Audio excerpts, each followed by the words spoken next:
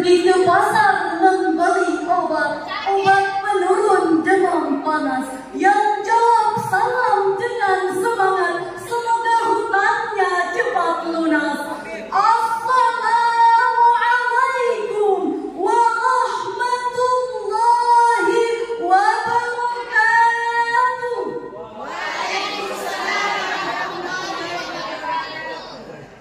Alhamdulillahi wahdah, wassalatu wassalamu ala man la nabiyya ba'dah. Allahumma salli wa sallim ala sayyidina Muhammadin wa ala alihi wa sahbihi wa mawala. Amma ba'd. Segala puji hanya milik Allah Azza wa Jalla, Zat yang Maha Ghafur, yang memberikan nikmat tiada terukur. Salawat serta salam kita curahkan kepada Nabi akhiruz zaman, tidak lain dan tidak bukan baginda besar Nabiullah Muhammad sallallahu alaihi wasallam. Allahumma salli wa sallim wa barik alaihi. Allahumma salli wa sallim wa barik alaihi. Yang telah membawa kita dari alam gelap gulita menuju alam terang benderang. Dewan Hakim yang adil dan bijaksana, hadirin rahimakumullah. Kerukunan berbangsa dan bernegara terusik oleh hadirnya toleransi di antara kehidupan beragama. Perusakan tempat ibadah umat agama lain yang terjadi di banyak tempat menegaskan betapa toleransi lintas agama masih menjadi barang mahal dan langka di negeri kita tercinta Indonesia. Terlepas apa yang menjadi motif perusakan itu, kita sepakat bahwa tindakan tersebut seharusnya tidak terjadi di negeri yang menjunjung tinggi kerukunan dalam beragama. Bukankah anarkisme, apalagi menyangkut agama yang sangat sensitif, justru menghabiskan nafsu kebinatangan yang selayaknya dibuang jauh-jauh dari benak manusia? Sepertinya kita perlu melirik falsafah yang konon milik suku Bali.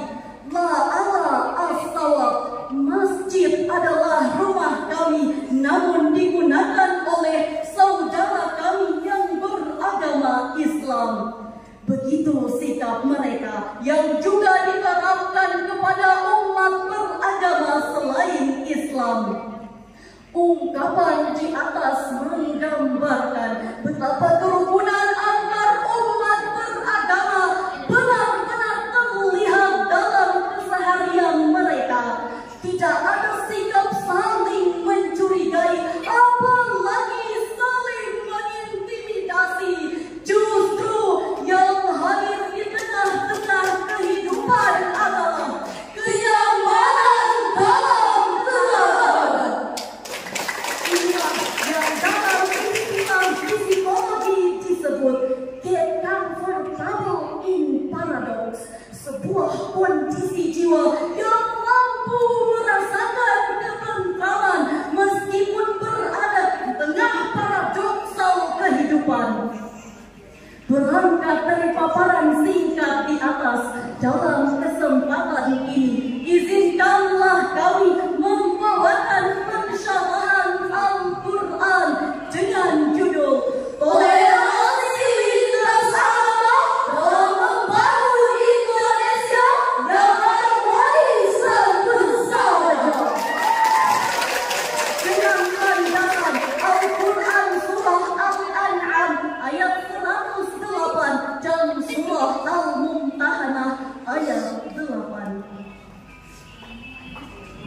Hadirin rahimakumullah, agama adalah perihal yang substansial dalam kehidupan manusia. Sejak pertama terlahir ke dunia, manusia sudah terikat kontrak ilahiyah untuk mengabdikan diri kepada Allah Subhanahu wa Ta'ala.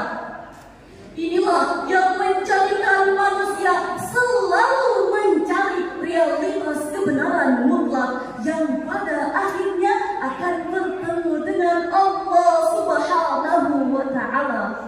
Namun dalam praktiknya tidak semua orang diberi hidayah untuk memeluk Islam sebagai agama yang paling diridhoi. Aneka agama yang hadir di tengah-tengah kehidupan adalah bukti ketidaktunggalan hasil pencarian masing-masing insan. Satu hal yang perlu kita perhatikan dalam konteks ini adalah kedewasaan sikap untuk tidak saling mencela sembahan umat agama lain. Berkaitan dengan hal ini, Allah Subhanahu wa Ta'ala berfirman dalam surah Al-An'am ayat 108 yang berbunyi,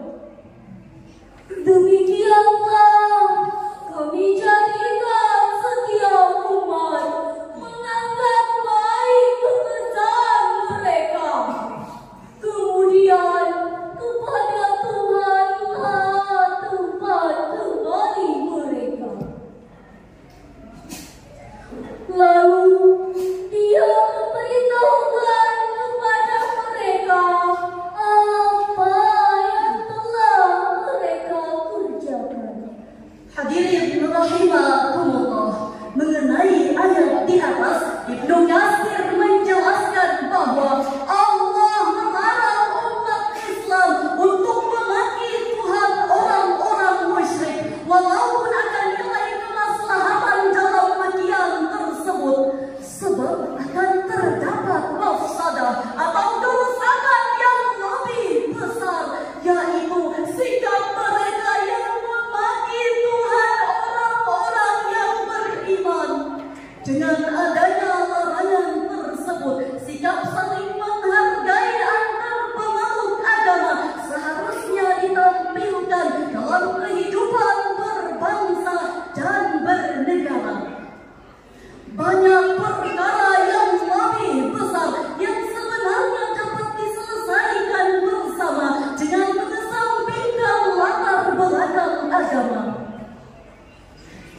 dapat dipungkiri bahwa Allah memerintahkan umat Islam untuk mengambil jarak demarkatif dengan non-Muslim.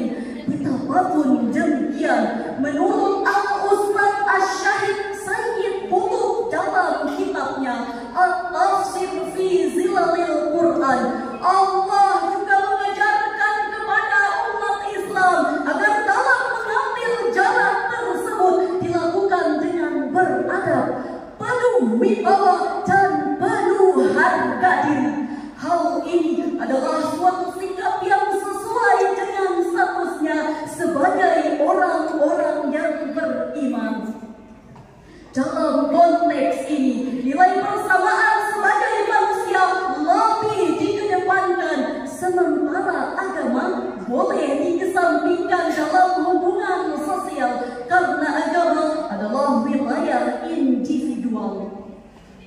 Toleransi lintas agama adalah syarat mutlak untuk menjalin kerukunan di tengah kehidupan bangsa yang beraneka ragam. Pluralitas itu sendiri sebenarnya adalah sebuah keniscayaan yang sengaja diciptakan oleh Allah Subhanahu wa Ta'ala. Dengan adanya keragaman, khususnya dalam masalah agama, kedewasaan sikap menjadi tuntunan utama. Sebab jika hal itu diabaikan, maka akan menimbulkan kekacauan yang justru merusak tatanan kehidupan. Dengan hadirnya toleransi yang dalam bahasa Arab dikenal dengan istilah tasamuh, umat beragama dapat hidup rukun berdampingan. Hadirin rahimakumullah, bukankah sudah jelas bahwa tidak ada paksaan dalam beragama? Berkaitan dengan hal ini, marilah kita simak firman Allah Subhanahu wa Ta'ala dalam surah Al-Mumtahanah ayat 8 yang berbunyi,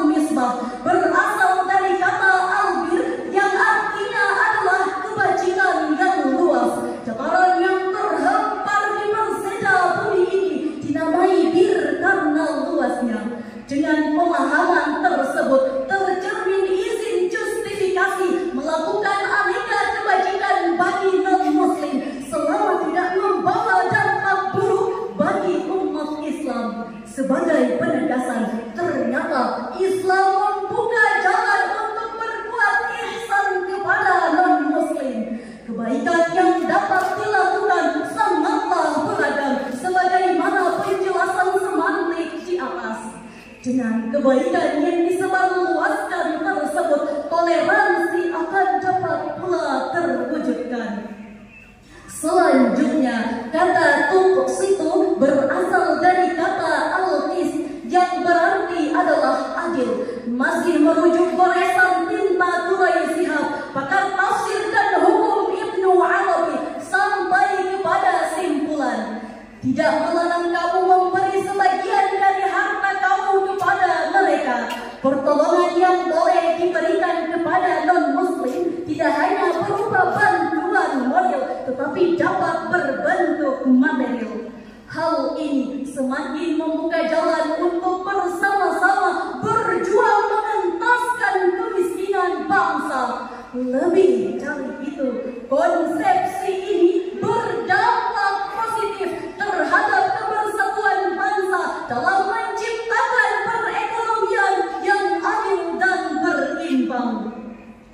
Hadirin rahimakumullah, pentingnya membangun bangsa yang harmonis dan bersahaja seharusnya menjadi kesadaran seluruh elemen bangsa, di mana hal ini baru dapat diwujudkan ketika seluruh elemen bangsa dapat berjabat erat, bersatu padu, bergandeng tangan, mewujudkannya dalam kehidupan bangsa yang berbineka tunggal ika. Mungkin apa yang dituliskan oleh Marwan Ja'far dalam sebuah opini di harian Republika, sepertinya kita perlu kembali pada prinsip umum ajaran Islam, maqasid asy-syariah, tentang eksistensi agama lain, yakni pengakuan terhadap nilai-nilai kemanusiaan dan keabsahan de facto dan jujur sebagai bagian integral dari sebuah komunitas. Hubungan muslim dan pemeluk agama lain wajib dipandang sebagai anggota yang memiliki tanggung jawab terhadap keutuhan komunitas. Dalam konteks ini, toleransi bukan lagi menjadi sesuatu yang dirindukan, namun sudah menjadi bagian dari kehidupan bangsa. Dengan demikian, maka keharmonisan dalam kehidupan beragama akan segera terwujudkan. Hadirin rahimakumullah, sebagai penutup, jika toleransi lintas agama dapat terjalin, impian untuk hidup di tengah bangsa yang harmonis dan bersahaja insya Allah akan segera terwujudkan. Semoga Allah memberikan kekuatan dan rahmatnya kepada kita semua. Amin.